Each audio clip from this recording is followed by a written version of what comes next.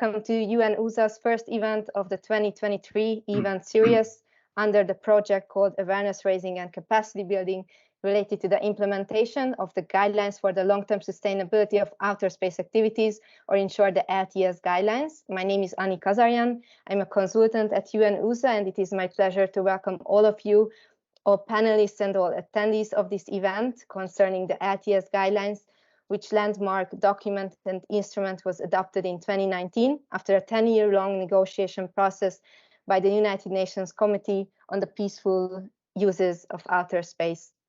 As you may have seen on the project website when you registered for the event at spacesustainability.unoosa.org.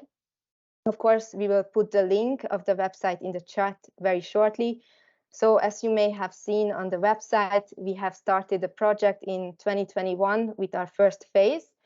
And since then, we organized our first event series. We have also published the LTS guidelines in a user-friendly format in all 6 UN official languages. We introduced new infographics of the LTS guidelines. We have also been collecting case studies on the implementation of any of the 21 guidelines, which opportunity is actually still open for any space actors. So please check our website for more information on the case studies.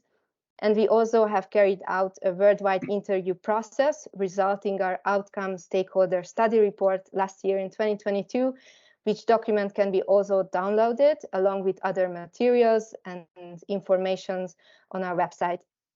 Allow me to also highlight here that we are very thankful for the generous support of the United Kingdom Space Agency throughout all the 3 phases of this project.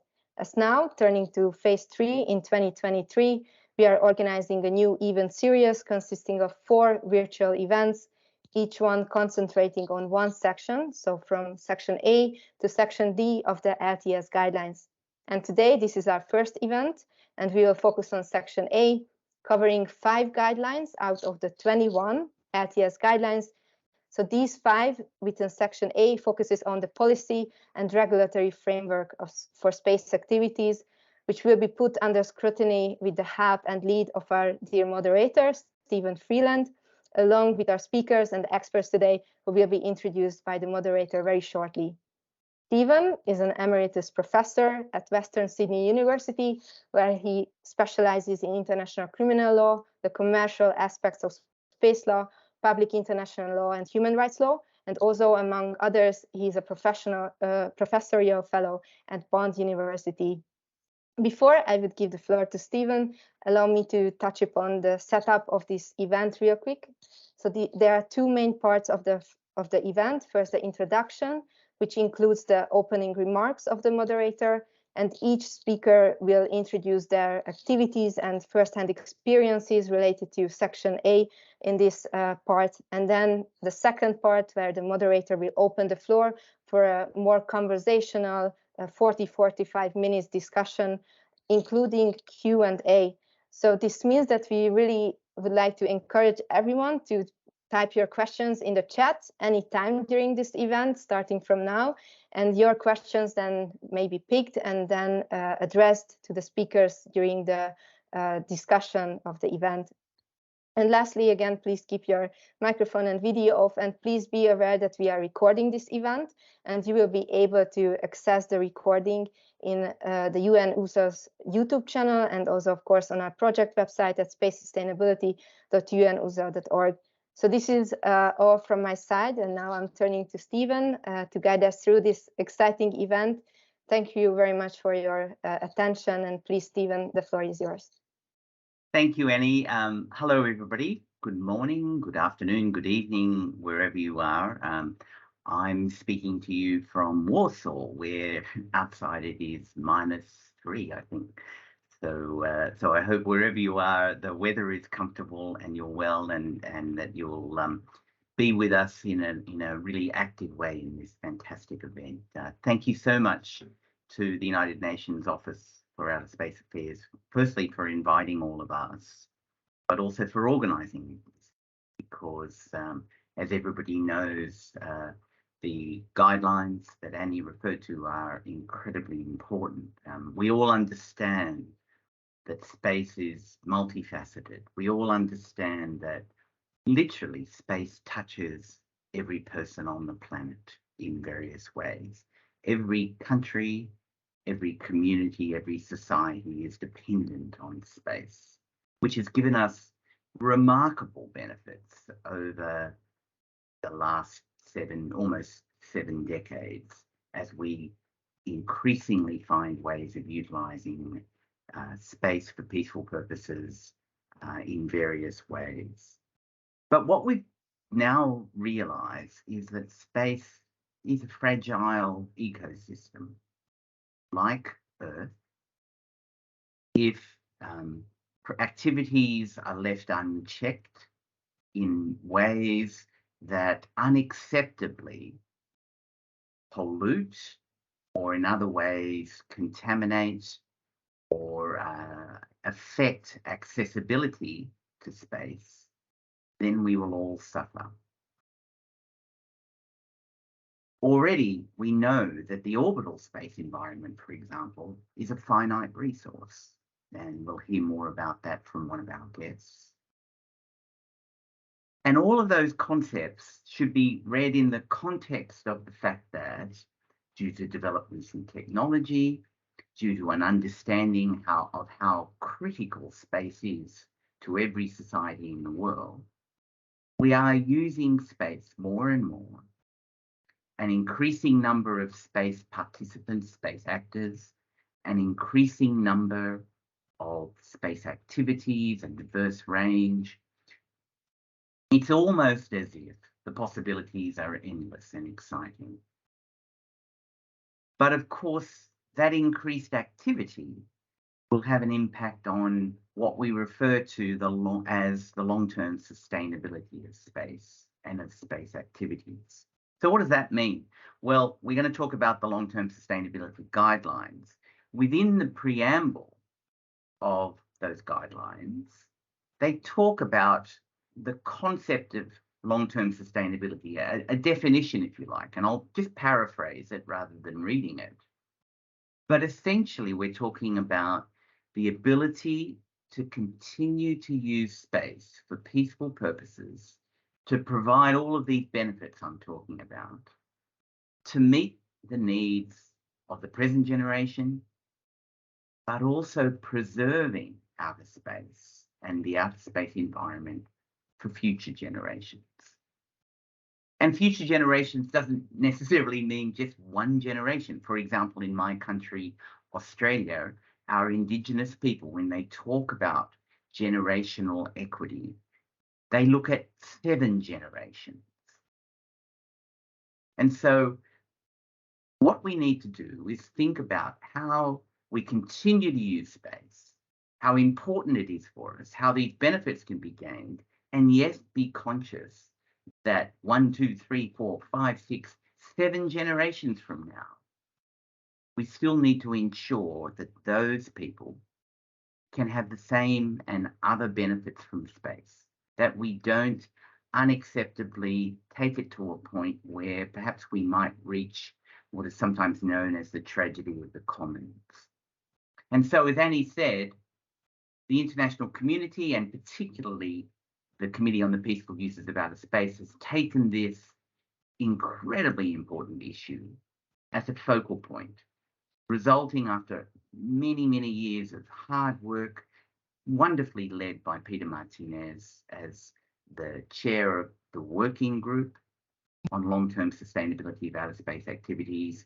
We now have a preamble and 21 guidelines which help us have a, if you like, holistic understanding of sustainability based on internationally recognized measures, internationally recognized standards. Now, I'm sure many of you have looked at the guidelines, and so you will know that, as Annie said, it's divided into different sections. So it looks at policy and regulatory frameworks, it looks at safety, it looks at international cooperation, capacity building, it looks at scientific and technical factors. And this wonderful series of events that UNOOSA has design, this being the first, we'll look at each of those in part. So today we will look at Section A, if you like, and the preamble, the policy and regulatory framework that comes out of these 21 guidelines for long-term sustainability.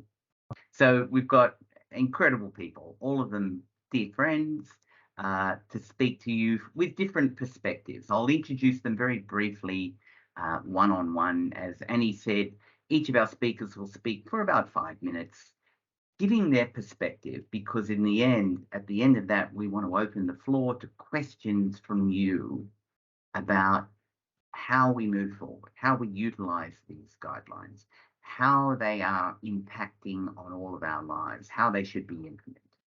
So let me introduce one at a time, but start off with one of my dearest friends from China, Professor Dr. Guyo Wang, who everybody knows is an incredible legal scholar, an incredible advocate, does so much work in so many ways.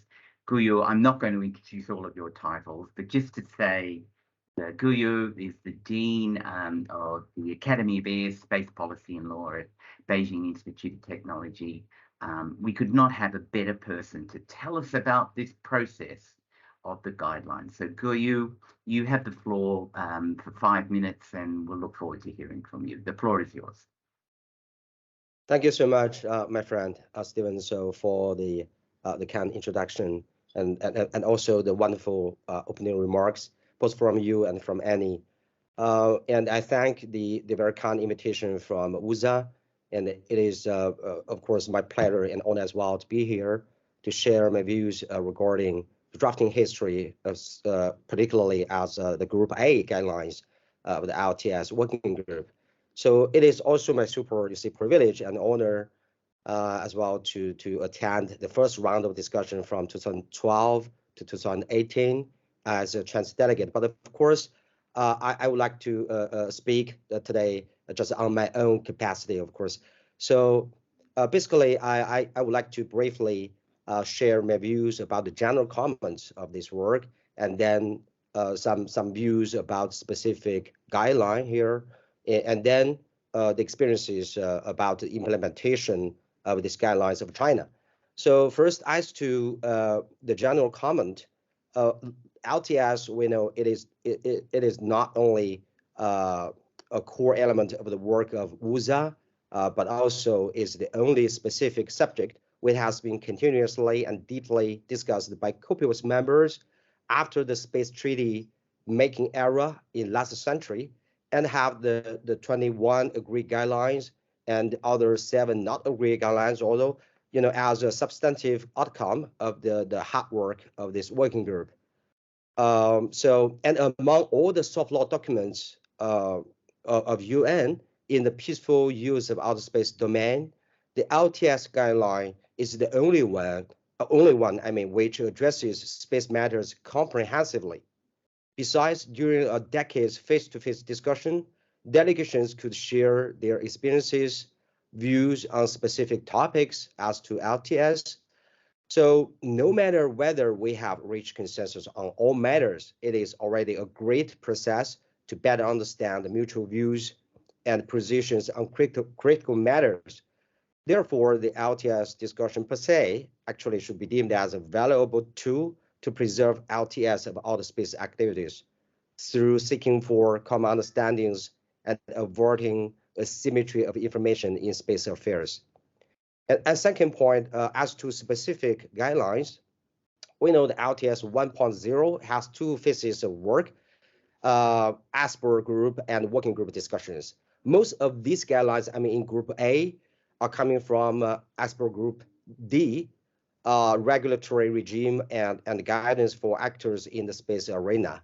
Only 8.5 came from as per Group B, space debris, space operations, and tools to support collaborative space situational awareness.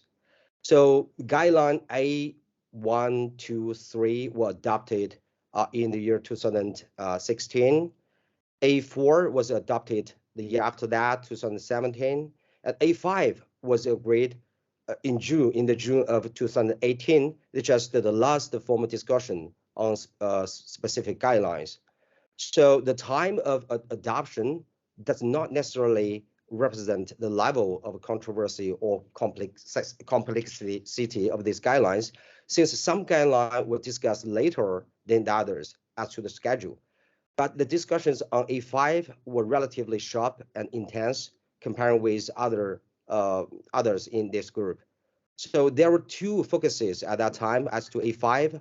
One is whether, about the registration, of course, whether we should put more requirements than those in registration convention and the GA resolution 62/101.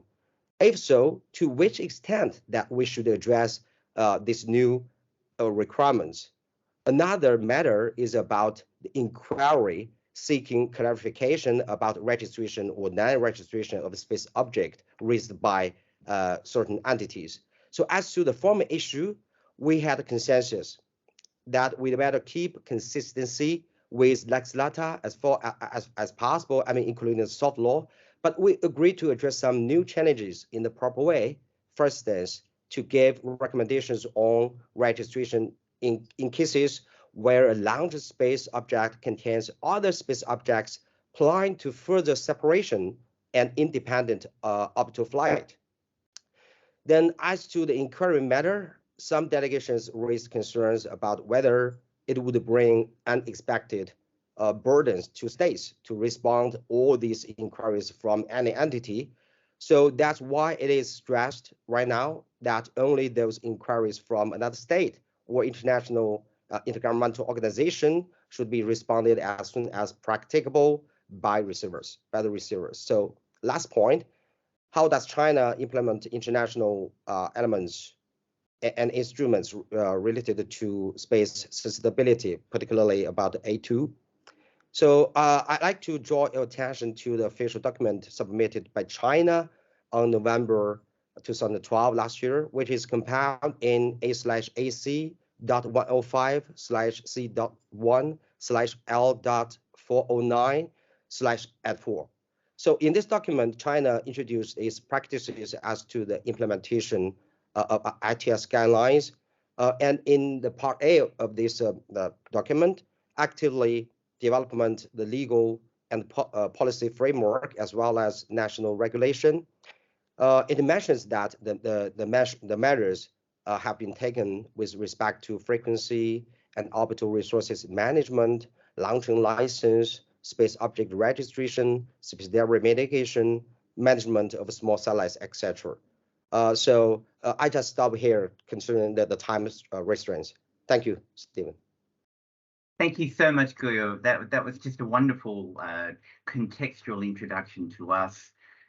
What we take out of that, many things, but it's interesting and important that we understand how complex a process this was, how collaborative a process this was, how inclusive a process this was, and how, you know, having now got the guidelines, the work is just beginning in terms of implementation. So thank you also for sharing some of the thoughts of China in terms of implementation. Thank you. We'll hear more from you soon, Guyo, but thank you very much. Let's move on to another dear friend, Veronique Claude, who's a senior radio communications engineer at the International Telecommunication Union. I think you're back in Geneva now, but Veronique was extremely helpful and you know, really played an important role in providing information at the legal subcommittee for us last week, and I'm very grateful for that. Veronique is also, since 2018, the ITU representative at COPOS and its subcommittees, so she understands very much the policy frameworks, the technical frameworks that COPOS looks at in this area. So, Veronique, I've already made a very, very brief reference to orbitals being limited resources, but perhaps you can help elaborate and how that works from your perspective. The floor is yours. Thank you, Veronique. Thank you, Stephen, for the introduction, and good day, everyone. I will speak and elaborate the ITU point of view around the guideline A.4 to ensure the equitable, rational, and efficient use of the radio spectrum and the various orbital regions used by satellites. So that part of the guidelines refer to the Constitution and the Intergovernmental Treaty of the ITU radio communication sector, so the radio regulations. And that's interesting because actually sustainability is a key dimension in the history of ITU in sharing and using the limited natural resources, so the radio spectrum from orbits. And for that, I will speak about 3 dates. The first, the most important one, 1865, when countries needed to coordinate the telegraphs. And they decided at that time to create a permanent body and a forum, an international body, so the ITU, with T Telegraph at that time, and it was the first international organization. So, and the need was to have a sustainable and international use of a communication system. So that's the beginning. Then we have 1906, when there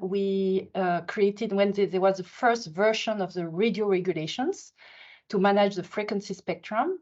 And it's interesting to speak about these natural resources because it's resources that can be easily used, released, switched from one system to another one without modification of the quality of the resource. So the quality remain exactly same. So it's a very specific resources in terms of sustainable use. And at that time, in addition to the ITU Constitution and Convention, so with the radio regulation, we have an evolutive tool, binding tool, to keep the use of the spectrum sustainable because it is adapting to the evolution of the technologies and the use of technologies in space. So that's a second part of how sustainable is ITU. And then the third and last date I wanted to mention you is 1963, very shortly after the first commercial satellite transmission. So the delegates use the mechanism of the extraordinary administrative radio conference to quite quickly, in terms of UN system, insert in the radio regulations 2 new services related to space. So the space radio services from orbits and the radio astronomy. So that's the 3 days showing that from the beginning, the idea of ITU is to be sustainable. And but on another hand, we can see the word itself, sustainable, used, not used previously. We were using rational, efficient, and economical access to frequency and associated orbits, but not the word sustainable. It arrived only last year. However, the other term which is important for us is equitable access, and this has remained unchanged. So thus, we understand that the guideline A4 reinforces the application of ITU text as a level of constitution, convention, radio regulation recommendations. And so in practice, ITU continues its mandate since the adoption also of the LTS guideline in 2019. It's last year during the ITU plenipotentiary conference that there were 2 new resolutions with the word sustainability arriving and inserted in the ITU text, with the sustainability of radio spectrum and associated satellite orbit resources used by space services. I can quote you one sentence of the resolution, which is a resolve to instruct Radio Communication Assembly as a matter of urgency to perform necessary studies by relevant ITU study groups on the issue of the increasing use of spectrum and associated orbital resources in non-GSO orbits and the long-term sustainability of these resources, and report also to the work of the COPUOS. More practically, I wanted to share that the Radio Communication Bureau, which is the secretariat of the radio regulations, has improved its tools to access the space services data, the filing of satellite network treating in ITU. We've got more modern tools like the ITU Space Explorer application, and we are also it's helping the nation, the actors, space actors, to get to extract the necessary information for the implementation of the LTS guidelines. And we are doing some effort also on capacity building on that aspect. We could do more. And for that, we are listening to the needs of the member states, sector members. So say my message today is also to not hesitate to ask ITU if you need some tools and some help to implement the LTS guidelines. And I will finish this introduction with the next step. Next step is the World Radio Communication Conference, end of this year in Dubai, where there will be a decision by the delegates, because it's the delegates deciding how ITU is evolving, about the agenda items for the coming 4 years study group circle and work in that aspect. So that's my introduction. Thank you. Veronique, thank you so much. It's just fascinating to hear. You know, sometimes the work in COPOS is a bit divorced from the work at the ITU, and it's brilliant that you are able to play that bridge role. We saw it work so well last week. I find it fascinating that, in a sense, the word sustainability, which from the COPOS perspective has been a buzzword, if you like, for a long time, has only just been introduced into the nomenclature in the ITU, but you've always had concepts that essentially describe sustainability in different ways. But it's wonderful to see. Obviously, all the governance frameworks and policy frameworks need to work hand in hand from COPOS and the ITU and all the others. So thank you for sharing. Let's move on. I'm just delighted now to introduce, you know, we thought it would be important to have a perspective from an emerging spacefaring nation, from a young space agency who's looking to develop their space capabilities for its country, to give their perspective. And we're just delighted to have Nadia Karamera, who's a strategy analyst from the Rwandan Space Agency. Nadia, it's a pleasure to have you with us. Thank you for sharing your time and your expertise. And I give the floor to you and welcome. Thank you so much. If you will allow me, I will share my screen. Give me 1 second. Can you see my screen? Yes, we can. Okay. So I'm just going to take you through the journey of the Rwanda Space Agency. So we first established a space working group in 2018. After that, we launched our first satellite and became members of COPIUS, and then established the Rwanda Space Agency about a year later. After establishing the Rwanda Space Agency, we decided to establish a geospatial hub, and the main use of the geospatial hub was for the immediate need of the government. So I'll get into our mandate and our mission and vision later. But in October of 2022, we became members of IAF. And then in November of 2022, we also started the development of our space policy and strategic plan.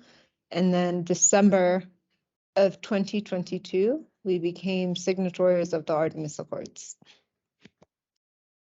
So the Rwanda Space Agency's vision is to develop a globally competitive ecosystem.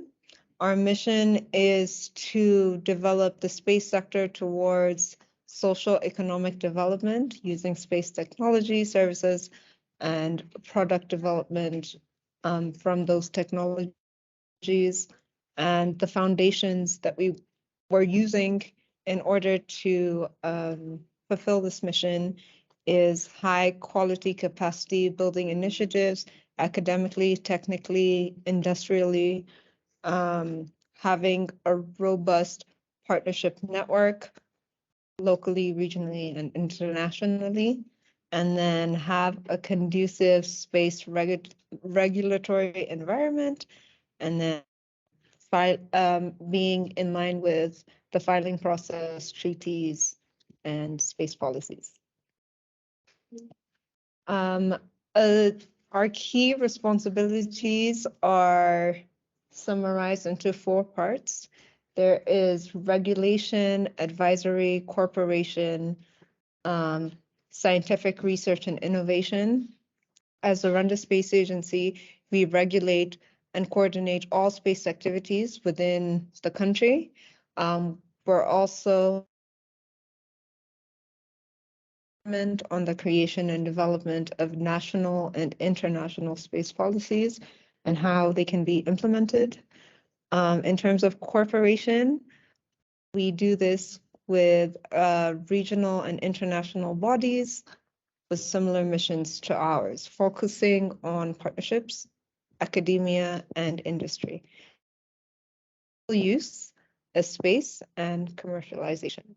And then within scientific research and innovation, we conduct and promote scientific research. We're also looking at the collaboration with Earth and space sciences.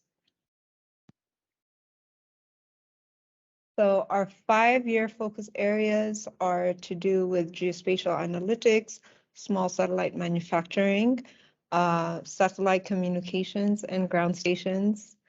All this will come together to create a space center of excellence.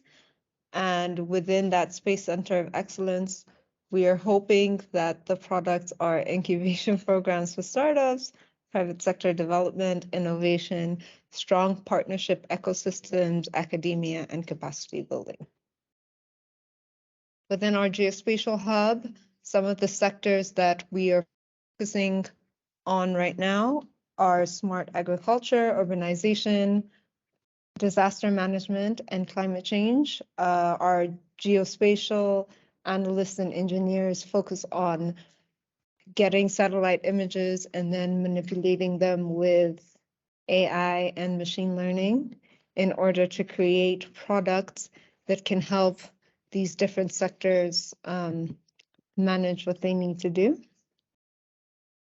Within satellite communications, we have a teleport that is a critical station for enabling communication services. We are very focused on ground station as a service.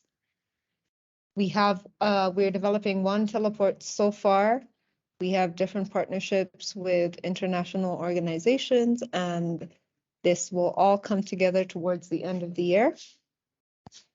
And then within small satellite manufacturing, Rasat-1 was launched in 2019. This was an initiative, This is an initiative with the government of Rwanda in partnership with the University of Tokyo, and it was mainly for capacity building. Investments have been made in robust capacity building programs. We have different people that are currently engaged in programs within the capacity building of small satellite manufacturing across the value chain. In addition to this, Rwanda intends to be the go-to satellite filing destination.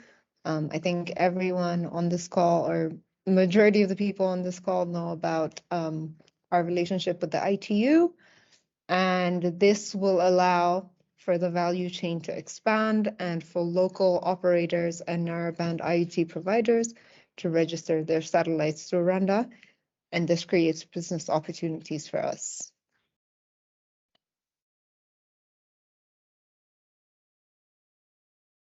In terms of space diplomacy, our partners include IAF. As we said, we became members in 2020.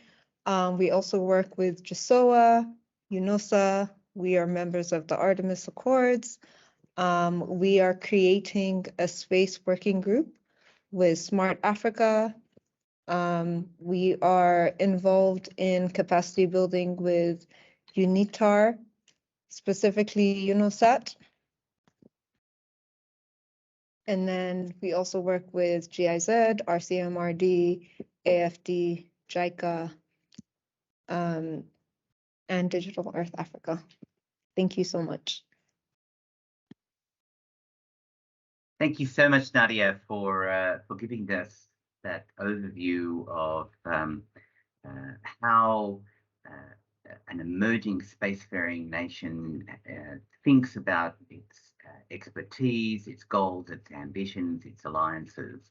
And of course, all of that will need to be undertaken within this context of sustainability. And it's really interesting for all of us to see how that's being done. So thank you, Nadia, for joining us.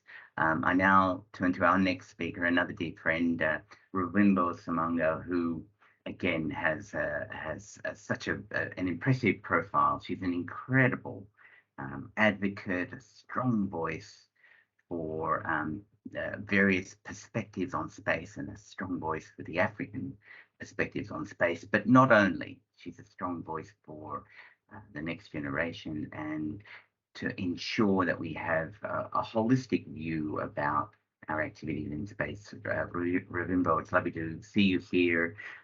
Your title is Analyst of Space and Spectrum Policy for a consulting firm called Access Partnership, but you do so much more. It's lovely to see you, and the floor is yours. Thank you so much, Stephen, and for the lovely introduction as well. I'll get right into it. And I think we're all well attuned with the definition of space sustainability in the United Nations LTS guidelines, but I think I want to just go over it again to give some context to my presentation. And space sustainability is defined as the ability to maintain the conduct of space activities indefinitely into the future in a manner that realizes the objectives of equitable access to the benefits of the exploration and use of outer space. So why I contextualize my discussion with this definition is the first part of my presentation is looking at the different stakeholder initiatives I've come across, especially in my work as an analyst. And I'll start, of course, with the company's initiatives, which I like to call the market-driven approach. And we see, of course, various technical interventions by companies for space sustainability, including design that is shielding, collision avoidance capabilities, redundancies and safe modes, things of that nature. But we also see commercial initiatives such as the securing of insurance, although we see there is limited use of insurance due to the deemed lack or less probability, or low probability rather, that there will be collisions in outer space. And of course, companies also are attuned to incurring the SSA or space situational awareness costs, which are really the services and other related softwares when it comes to maneuvering in outer space. And of course, orbital clearance, which is quite clearly the end of life disposal of satellites. So that's the common trends we see from company initiatives. Looking at national initiatives, I like to call this, of course, it's widely known as the voluntary approach. There are various institutional directives, such as from NASA, just released their National Low Earth Orbit Research and Development Policy, which I'll touch on perhaps a bit in the end of our discussion.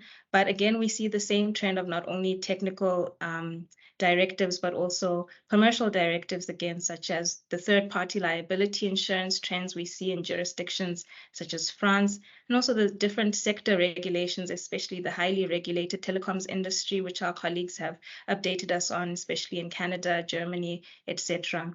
And last but not least, we have the all-important national regulations, things like environmental impact studies, the disposal plans for payloads, and this makes up the voluntary approach from the national initiatives. And I'll just touch on the third initiative, which I think is the most important, and that is the multi-stakeholder initiatives. I call this the sustainability approach, simply due to the fact that it really is bringing together the different stakeholders in outer space, companies, organizations, and the much overlooked academic space as well, and really reflective of what the LTS guidelines symbolize. And they have proven to be the most sustainable and effective approach for driving market-driven change, which is really what we're looking towards in the current space industry development. We're yet to see any hard and fast, sanctions or incentives or commercial obligations such as taxes or subsidies when it comes to space sustainability, but that's certainly a space to watch, if I could make a pun there. Second part of my presentation that I'd like to address is why is it beneficial, especially for space companies, that states adopt these national regulations? And quite simply, it's for, firstly, risk avoidance. That is, we want to be able to maintain or protect the value of the revenue streams in outer space, but also to bridge the compliance gaps, which we know are frequently want in industries that are rapidly developing, such as the space industry. Bridging these compliance gaps will also help different monitoring organizations to have the space data that they need to ensure that space is a safe and secure place. And also, just from my own background in international trade and investment law, there's this lingo of reducing technical economic barriers to trade, and space is just another trade industry. We see similar language being replicated as well in various policy provisions. That is, the whole idea for national regulation is for us to encourage this growth, to foster innovation, and especially to ensure that the users have, a great experience, and it's the space benefits really do reach the most vulnerable user. The third part of my presentation, I want to touch on what role the private sector has, and they have a very large role to play. I'll draw on some colleagues of mine, authors Alexander Susek and Jenny Tapio, who've just released a very important article on standardization in the special sustainability issue of the Air and Space Law Journal, which is open access, by the way. And what they opine is that to create standards which are requisite for outer space, especially sustainability, players need to establish what's known as a collaborative baseline, and these are best elaborated when there is experience sharing, coming together to discuss standards that will affect, of course, efficiency, certainty, safety, and especially liability. And companies have the great role of being sometimes the first movers for these standards, and they contribute, of course, to bringing sustainability and predictability to outer space. As a legal practitioner, we always say that the law needs to be certain, and that's exactly why we need more standards, especially linked or geared towards sustainability. So they're fundamental for cooperation, especially in a market-driven economy. But we shouldn't only look at standards as a technical exercise. I think they do have policy underpinnings. They have a governance impact, of course, in the fact that if you do not comply with technical standards, it can open you up to liability, and you will probably have to then call us to assist you. And I can imagine we're all incredibly busy at the moment. So let's try and adopt the standards as a first measure. But now to the last part of my presentation, I want to touch on why I think the LTS guidelines are particularly seminal. I think, first of all, as already elaborated by my colleagues, is that it stresses a multi-stakeholder effort, which, as we know from the prevailing treaty system, is usually state-centric. And of course, the various other soft law provisions usually favor the particular conditions of the private sector in whatever national jurisdiction they apply. So we see there's a little bit for everyone. There's, support for national space legislation, there's private sector support for space insurance, and there's general all-around support for technical standards. Also not negating the important role of academia as well, and also outreach. There is a little bit for everyone, which I think is really representative of what the outer space endeavor really is.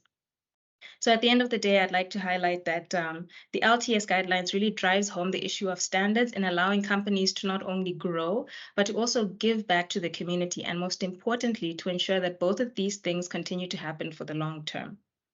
So I will conclude by highlighting some policy gaps, perhaps, that we could discuss and focus on in the phases of this implementation. First of all, there is no clear legal definition for space debris. So this affects enforceability of space sustainability, or even the domestication of the LTS guidelines.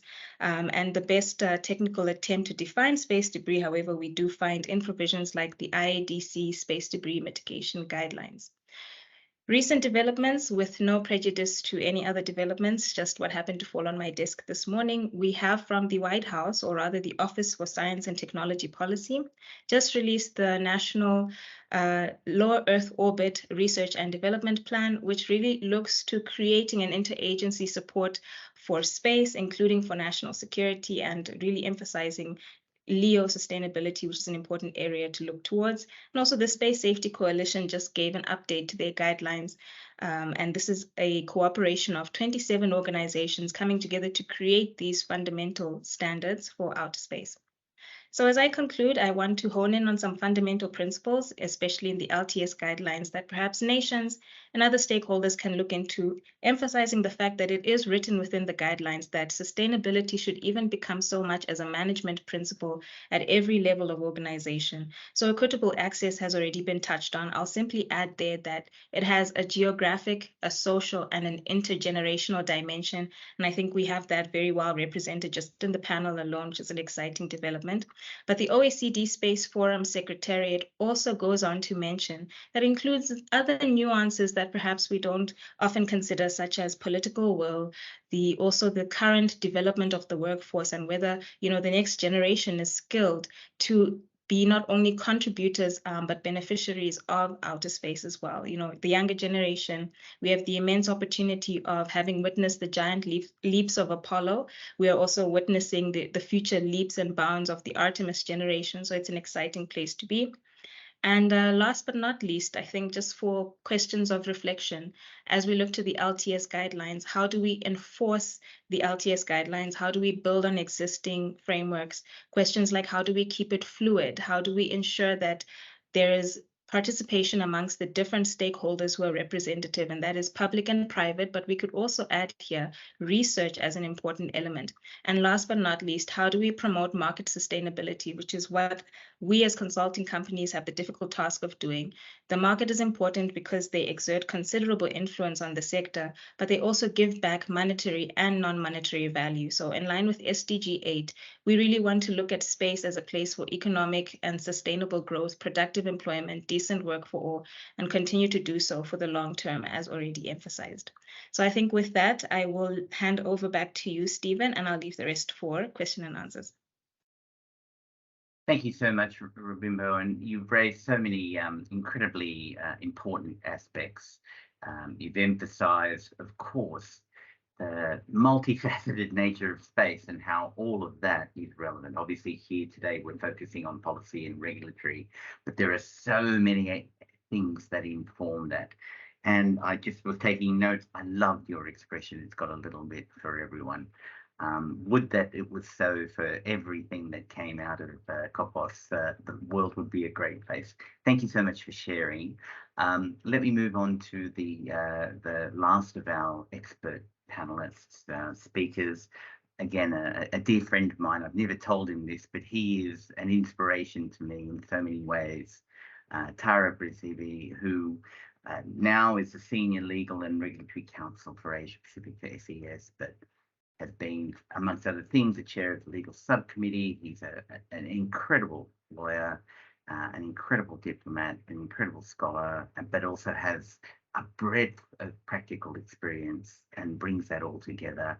Tara, it's a pleasure to see you again, and the floor is yours. Thank you very much, Stephen, for those kind words of introduction. And let me, begin by taking this opportunity to express my appreciation to the organizers of this event, aiming to promote awareness and build capacity around the long-term sustainability guidelines. In particular, it's Section A. Noting that this event is dedicated to that section, I think it's necessary to state at the outset, on behalf of SES, and I speak in a personal capacity, the context in which a private sector entity could comment, considering that the guidelines are formulated in the spirit of enhancing the practice of states and international organizations, who should then take measures through their own either national or other applicable mechanisms to ensure that the guidelines are implemented. That said, and keeping in mind the fact that the guidelines acknowledge their relevance to both governmental as well as non-governmental entities, if one uses the appropriate parlance here, instead of private sector entity. And there are, of course, several aspects of the guidelines section A that certainly touch upon activities and steps that are currently being undertaken by operators such as SES. In this regard, SES is a long-standing operator of satellites, operating from multiple orbits, and through which we deliver high-performance connectivity as a managed service to multiple fixed data, mobility, and government markets globally. And specific to the topic that we're discussing here, these satellites are all registered through various administrations, and this is consistent with guideline, for instance, A5 of Section A towards enhancing the practice of registering space objects. Moreover, space applications are delivered through these satellites, providing, as it were, critical infrastructure. And to provide these critical services, safe access to space needs to be ensured. And as a consequence, access to space is a business critical topic for SES. And for this reason, we consider space sustainability as a core pillar of our environmental sustainability and governance strategy. And our main targets in this pillar, the sustainability pillar in the ESG, the popular acronym element, are anchored in our commitment to undertake life cycle assessments of our products and services in the coming years. So this is sort of near to long term, in order to understand and quantify the impacts of our operations that would in turn allow us make informed decisions to reduce our footprint and at the same time develop new eco designs for our products.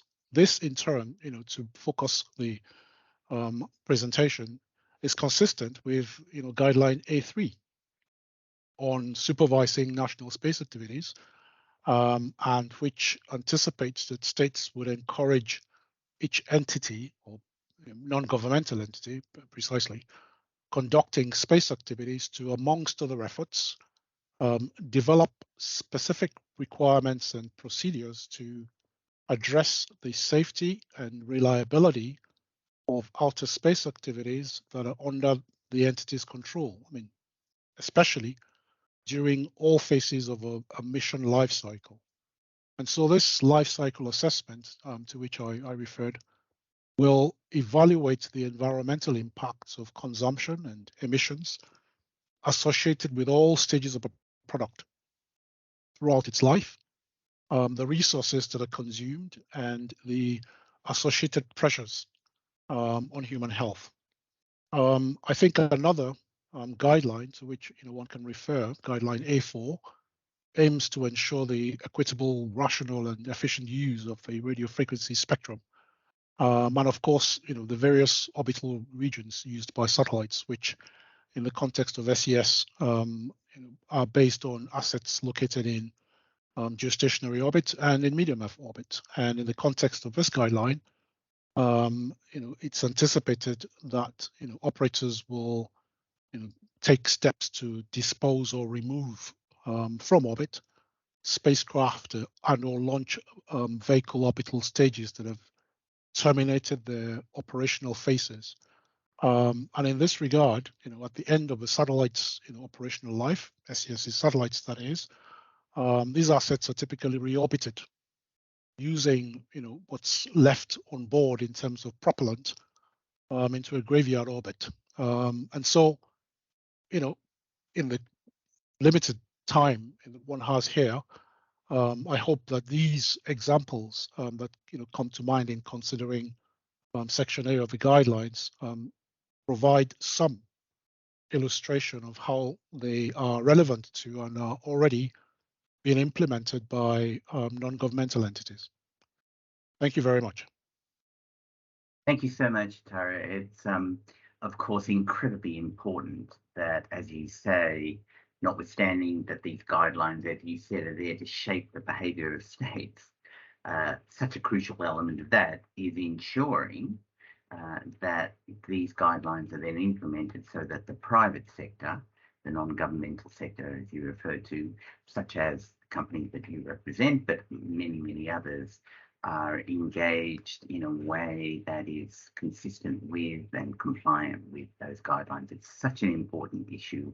We sometimes forget the implementation phase relies on, as Ravimbo said, a multi-stakeholder approach, and I think that's an important thing.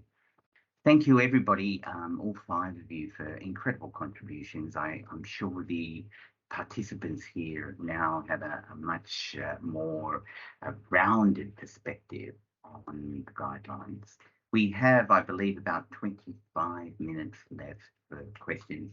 I have a series of questions, but I think it's much more interesting for everybody if we look at questions from the audience. Annie's been monitoring them. I've had a quick look in the chat. There are quite a few questions, some of them quite detailed. A number of them revolve around ITU issues, so maybe, Annie, we can sort of combine those.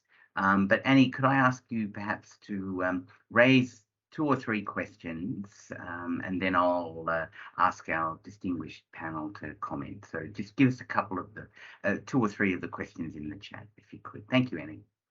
No problem. Thank you, Stephen.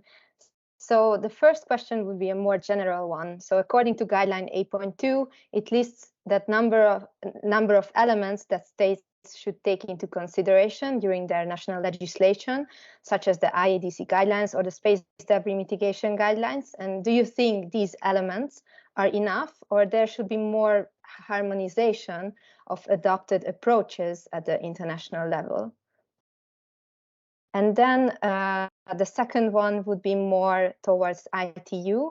So whether the ITU is thinking about how to regulate the filings a bit more that have multiple, in case there are filings that have multiple permutations, and thus many more satellites than might realistically ever be operated.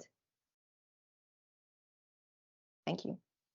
Thank you, Annie. Okay, so we've got 2 sets of questions there.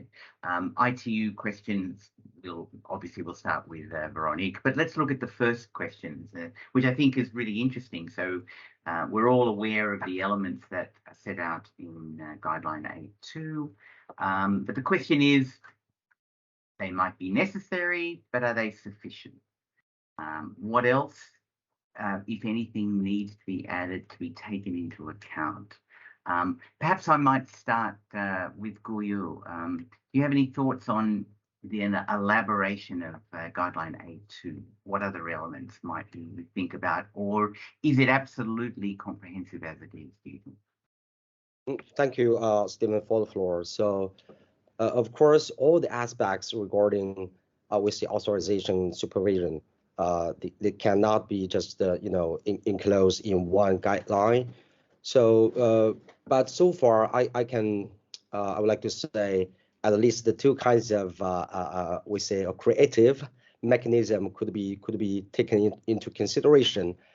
It is not necessarily to be reflected in the LTS 2.0, that discussion, but I think it should be just kept in mind. One is all of it is about registration. But one is about the registration of over spacecraft ownership. So it is also a new practice, a new idea, no matter nationally or internationally. But the similar practice you see have been taken in aviation law, in the maritime law, just to facilitate the market, the trade regarding, we say in this case, spacecraft. And on the other hand, actually, it's easy or easier to identify the responsible state or the responsible entity in this case regarding any legal consequences. I mean damages caused by this spacecraft. So that's the first point. The second one also is about nationality for spacecraft. It's also pretty new, but actually, in theory, it was discussed a little bit by Professor Bing Cheng in 1970s, 80s. But again, we did not see such kind of discussion, no matter within the UN framework or beyond. So the necessity or feasibility to create a new such kind of registration regime is relevant to identify jurisdiction, control, even sovereignty rights over certain spacecraft. Just by analogy, again, the aviation law and maritime law, the nationality for boat or aircraft. So no matter as space lawyers or practitioners, I think maybe that's the right time for us to think about it, whether and when would be, the time would be mature to talk about these new things, new ideas. Thank you, Stephen. Thank you so much, Kuyo. Ravimbo, the elements refer to national frameworks. National frameworks, of course, are there to regulate a whole range of, as you say, multi-stakeholders. How do you see the elements in A2, and do you think, repeating what I asked Kuyo, they are sufficient, or do we need to complement them? You were talking before about compliance gaps and things. Your thoughts? So right now, so far, I think that's the Go you. Perhaps we might let's hear from Ravimbo first, if that's okay. Sorry about that. Yes. Yeah. Not a problem. Thank you so much, Stephen. You remember in our last conversation, I was vehement about throwing the baby away with the bathwater, but I think the mark of a good lawyer is to change opinions, at least when they're presented with new and valid data. So I'd like to state or to retract my previous statements in our last webinar and say that I think it's fundamental to acknowledge the existing frameworks and to also build upon them, because there is, at least so far, a track record of success. I mean, the relative stability we've managed to see over the last few years of development is all due to the current framework. So really, they do have their place in the space governance. But I think, to quote from fellow space lawyer Luke Riesbeck, and I'd like to make sure I quote them very well here when I say that we need to adopt what's called a Kaizen approach when it comes to space governance, that is realizing there's always room for continuous improvements. And as they mentioned, this means that you never stop setting new benchmarks, but at the same time, you ensure that the results are meaningful, they're actionable, and that operators around the globe can begin putting them in place right away. And just to also note some updates from industry itself, Astroscale gave a very nice comment to the updates to the Space Safety Coalition. And that was to say that they hope that, these industry level practices or norms of behavior that we are championing through, especially the LTS guidelines, that they can become formal vehicles for the development of space governance. And space governance is not only, the treaties that we have at the international level or merely national regulation alone. It's a combination, it's a plethora of all the soft law, hard law provisions, the rulemaking proceedings, the licensing requirements, and indeed these technical standards and policy standards akin. These are all these are all the space governance mechanisms that we need to consider in addition to what we already have with the LTS guidelines. So I'd like to point to just one aspect of the LTS guidelines that I really appreciate, is that they've left the interpretation and the interpretation of how to implement them sufficiently wide to consider, the different conditions and needs of the different jurisdictions. And I think we really need to take cognizance of that at the multilateral level, which is why, again, we need to have these, experience sharing forums.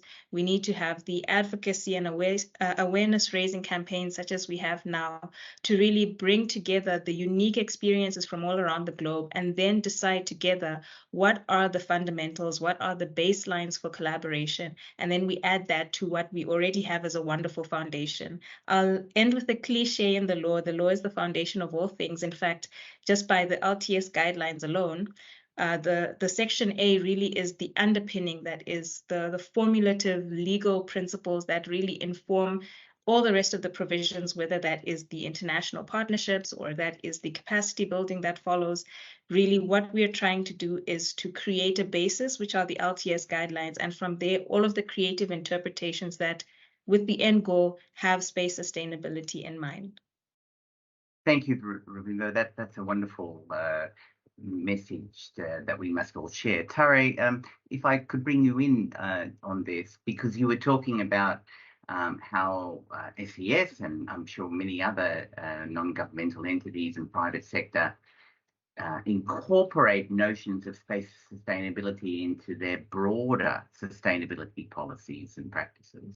So I just wonder, how should the practices of non-governmental entities and the private sector, how do you think that plays a role in influencing what sustainability looks like, space sustainability looks like in the implementation phase by governments? What messages, what lessons can governments learn from the private sector in terms of the way they fashion and adapt their national frameworks? I'm sure that's something you could guide us on.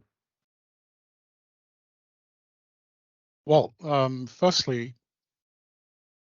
non-governmental entities, if you look at the backdrop against which, the guidelines are being proposed, recommended to states and international intergovernmental organizations, is to take into account, for instance, the provisions of Article 6 of the Outer Space Treaty, which places non-governmental entities or private, sector participants in the position of, entities that are subject to supervision.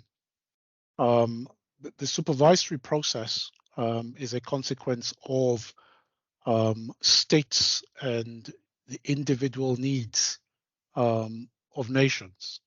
If you look, a bit more closely, for instance, at guideline 8.2, you see there the reference to, in the event that these elements that constitute the guidelines are being either developed, revised, or amended, that attention be paid to Assembly Resolution 7874. This is only because, and I think it's important to highlight the fact that states in implementing, or international intergovernmental organizations in implementing their obligations, will take measures that are unique to and specific in the context of their own national, domestic, economic, and probably social needs. So national regulation tends to be nationalistic, for lack of a better expression. Against that backdrop, though, it's also, appropriate to state from a private sector non-governmental entity perspective, and if one were to use SES as an example, as part of the various targets SES has adopted, one of which I already referred to in my short statement regarding life cycle assessments, but associated with the broader topic of space sustainability, is our commitment to partnerships. Partnerships to develop new technologies and solutions for space sustainability. And in this regard, it's our intention to lead the way as an advocate and collaborator to develop best practice approaches for the responsible use of space. And there are multiple such initiatives for which non-governmental entities such as SES are participating in. One of the preceding speakers referred to the Space Safety Coalition, for instance, which SES is a member of. Another, which SES has joined, is the Net Zero Space Initiative, in association with the Paris Space Forum, that is intended to continue to collaborate with the space community to achieve sustainable use of space generally for the benefit of humankind, but within a certain time frame. So this is by 2030. And more specifically, even though there are multiple commitments that are associated with this initiative, I think two of them are worth highlighting. The first involves a continuation in abiding by international guidelines and norms relating to space sustainability and safety generally. And the second is the collaboration with space agencies and regulatory authorities to develop policies and regulations that will foster a safe and sustainable environment. So you could, to turn the question on its head, Stephen, anticipate a scenario where the entities, non-governmental entities that are subject of supervision, could be involved in a bottom-up approach, whereby the initiatives that they participate in, the steps that they're taking towards establishing best practices, feed into the efforts of the actual regulatory authorities, states and intergovernmental organizations whose responsibility it is, as it were, to implement the guidelines. I hope that sheds some light and to an extent addresses the question. Thank you so much, Tade. It certainly does address the question and raises many important points. Let me turn to the other questions that were asked. So I'd like to bring Nadia and Veronique into the discussion. Firstly, you, Veronique, you've seen the questions, as I said in the chat, they're quite detailed. But as I understand it, a lot of it revolves around the emergence of technology, the notions of large constellations, the utilization of frequencies, how that all works from an ITU perspective. So I'd be interested in your perspective from the ITU, and then Nadia, I'd be interested in your perspective as a country that, as you said, is looking to be an attractive, desirable place for registration of satellites, how that will work, how you see that working on a practical level dealing with the ITU. So Veronique, can I pass the floor to you? Thank you. Yeah, thank you, Stephen. And so thank you for the discussion in the chat. So there were question and answer, very technical from delegates from ITU. So it's no need to answer, it's down. It was interesting also because we could see two aspects from those questions. So there's the question of the constellations and the finding about constellations, which is relating to a regulation which is existing, but how to modify and improve it to manage the existing use. And there was a question about the new technology, which is the in-orbit servicing. So it's a new need of spectrum. So the need of creation and including a regulation with compatibility with the other radio services for those new services, and all that related to space sustainability at the same time. So, and now knowing in ITU, there's always two aspects. There's what the Radio Communication Bureau, the Secretariat, can do, and what the delegates of the ITU can do during the mechanic of the World Radio Communication Conferences, which are so the study to make a decision of amendment in the radio regulation is 4 years circle.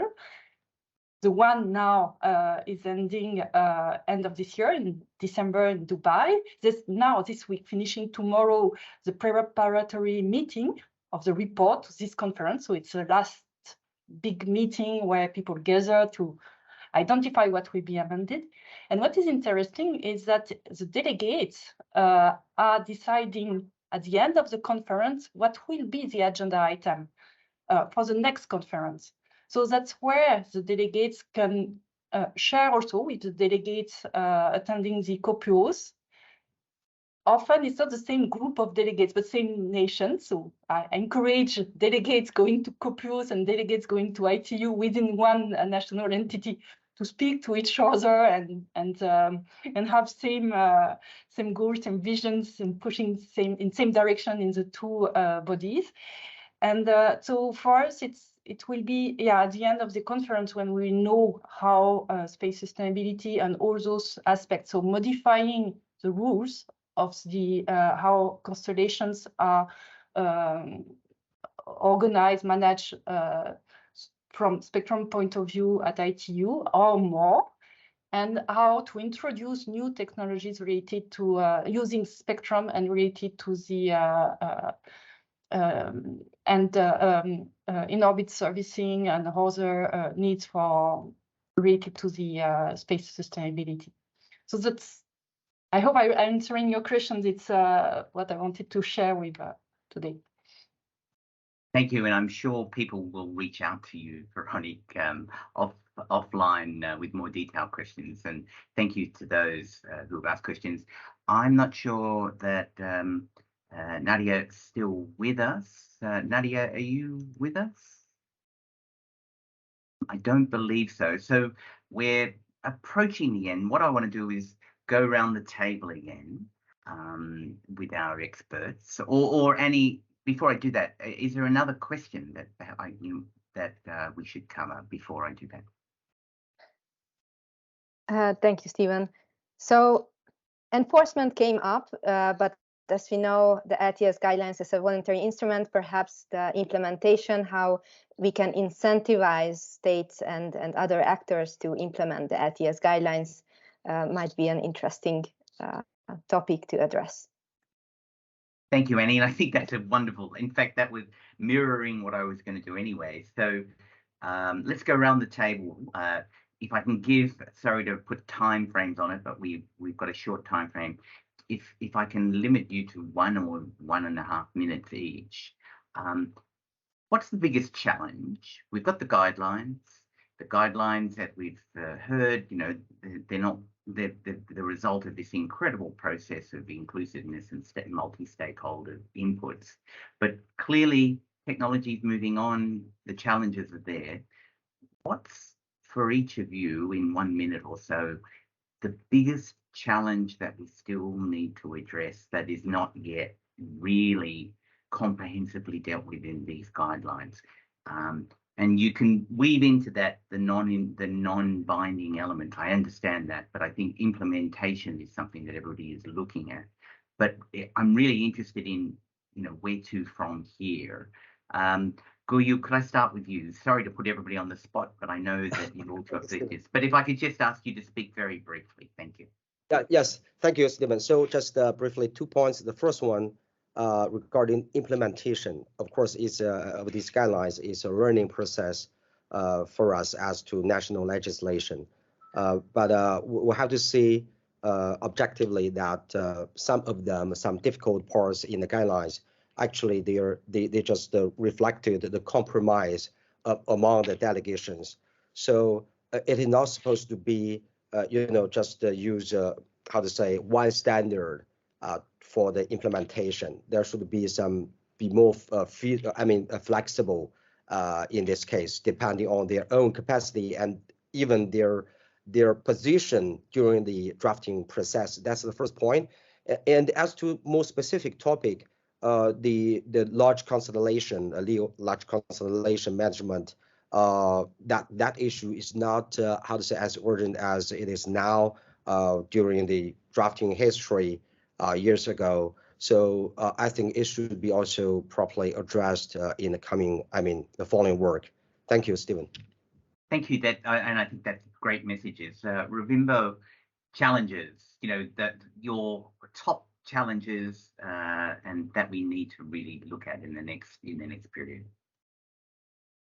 I think it's well articulated in the LTS guidelines, but still proves to be a challenge, which is international cooperation. That's the first one. I think we acknowledge that it's a multi-stakeholder document, and we need to continue creating these fora for stakeholders to come together and share, you know, their best practices, their existing legislation, their knowledge and lessons acquired and learned, so that we could have, once again, to really reiterate the point of the collaborative baseline. I think also, as already touched upon by Veronique, the issue of equitable access, and I really want to end with just a couple of facts, especially looking at the growing trend, especially in small satellites in low Earth orbit, and that is the fact that 80 countries have nanosatellites, 638 companies. There are at least 633 planned launches for 2023 alone, and it's a $3.2 billion market. But if we look at the demographics of which regions have launched small satellites, we see there's a disproportionate weighting. The US has a 53.9% share, Europe 25.6%, China 2.8%, India 1.2%, and Africa 0.9%. So already we see that despite being the region with perhaps the greater needs, greater challenges requiring SDG fulfillment through space, and of course a greater population weighting, especially going forward, the issue of equitable access is really confronting us, and we need to look at more sustainable ways to ensure that every single stakeholder from every region, whether marginalized or vulnerable, really does benefit from outer space endeavor. So I'll just conclude by saying it is international cooperation and equitable access. Thank you, and really important messages. And I always say, when people say to me, 80 countries or thereabouts have space capabilities, and you mentioned that number, that's important, and you highlighted the differing degrees of capacity, but that also means 120 countries are yet to have any capacity, and that they also need to develop capacity. They're also relying on space. So thank you for raising those issues. Tare, could I ask you very briefly to highlight what you believe is sort of the greatest challenges that we still need to address? Tare, I hope you're there still. I can see you.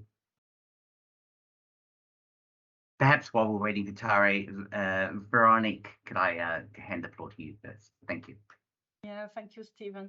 So from ITU point of view, I would say that so we've got somehow sustainability and equitable access as the basis of our work. However, I hear now that last week and this week when I'm attending the meeting discussing the agenda item for this conference, the sustainable aspects looks, my feeling is that the sustainable aspect from the delegate's point of view is, because we speak mainly about spectrum, is not a priority. So increasing the rules and the aspect of sustainability versus equitable access maybe need to be more balanced, and the delegations maybe need to think more, introducing more sustainable space, more broader within the discussion at ITU. That's my personal vision. Thank you. Great. Thank you. That's a call to all of the 193 member states at ITU to listen and bring to the table. Tare, are you still with us? And if so, do you have any reflections? I think perhaps Tare might have gone. And Nadia, are you still with us? No, I think with that, perhaps let me just give my final perspectives and then hand it back to Annie. Firstly, what an incredible session with incredible insights from incredible people. Thank you, Tare, thank you, Nadia, thank you, Ravimbo, Guyo, and Veronique, for giving us different perspectives on what is probably the crucial crunch issue that we all have to address.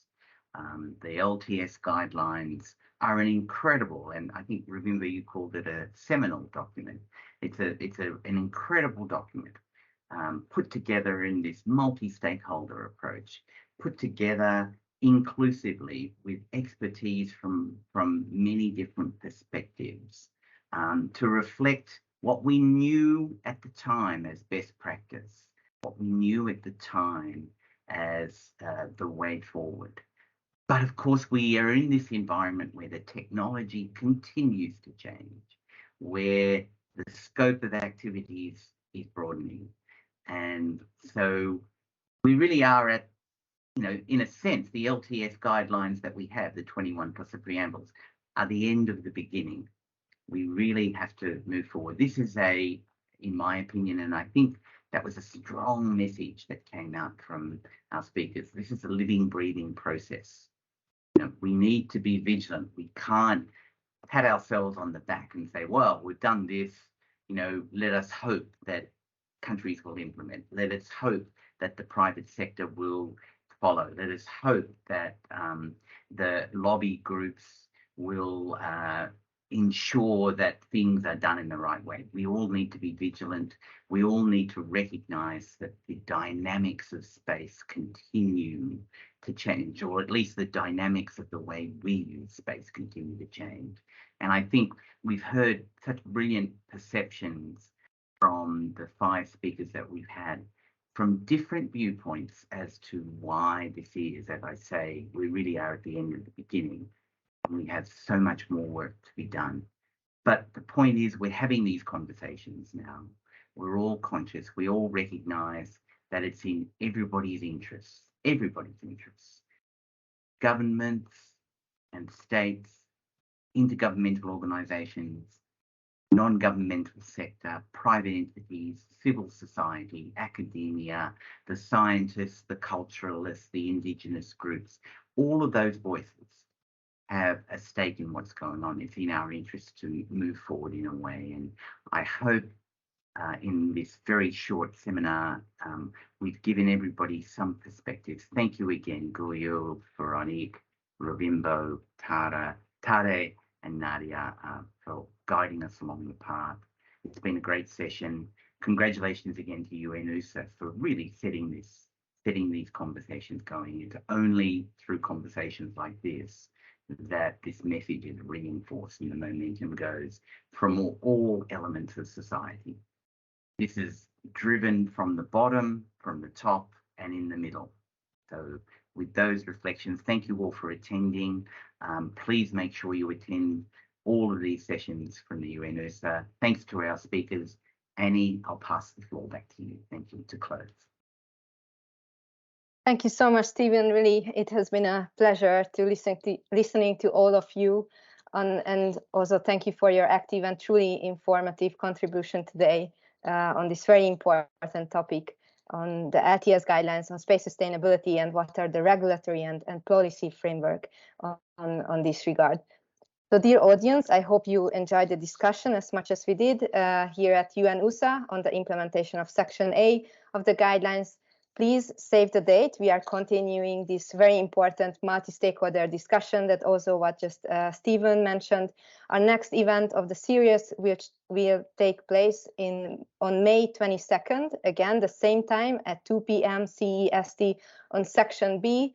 This time, safety of space operations, so highlighting the technical and design aspects, as well as the planning and life cycle assessment of space projects from pre-launch until the end of life of the spacecraft will be covered, along with other topics such as space weather, conjunction assessment, and small satellites relevant to space sustainability. These are all the topics under Section B of the LTS guidelines that will be also part of our discussion in May. So what is sure that we will keep up, we will keep you updated in the meantime of the event series, and some additional exciting project activities will come up. Again, please check our website at spacesustainability.unoosa.org. Thank you very much again. All the best to you. See you in May, hopefully, and goodbye. Thank you. Thank you, Annie. Thank you all. Thank you, everybody. Bye-bye. Bye-bye. Bye-bye.